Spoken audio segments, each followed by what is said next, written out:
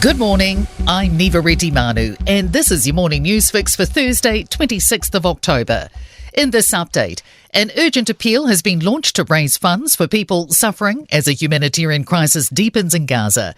Emergency Alliance, a coalition uniting 8 New Zealand charities, has come together to streamline support for significant crises. Its executive director says by working as one, it removes confusion on where to donate. Executive Director Paul Brown says the situation in Gaza is rapidly deteriorating, with an estimated 1 million people now displaced. Lack of water, lack of food, lack of fuel, lack of medicine supplies, basics that people need. So we need to move fast. The UN Refugee Agency says conflict in 3 continents has driven the global number of refugees to a new record of more than 114 million. That doesn't include people displaced by the current conflict between Israel and Hamas. Between January and June, 1.6 million people around the world applied for asylum, the highest in a half year to date.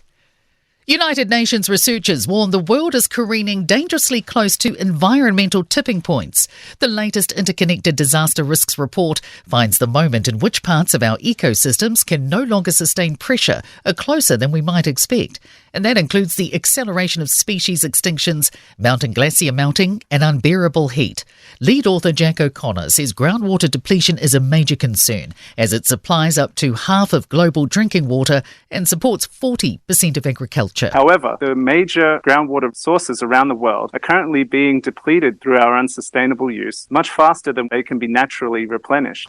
Oran City Mission says reinstating a CBD police station to address antisocial behaviour may not be necessary.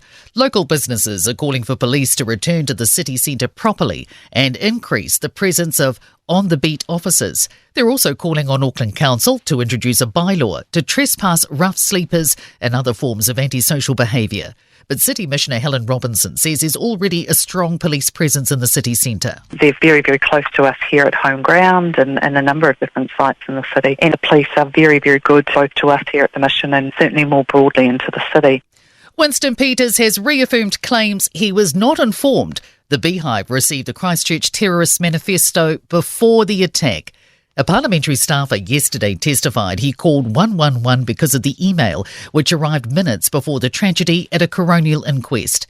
Peters took to social media last night, claiming it was new information, despite it being widely reported by news media at the time. A Prime Minister's office spokesperson says the post is completely inaccurate. The New Zealand First Leader now says there is a transcript of a call between himself and Ardern after the tragedy, and not once was he informed.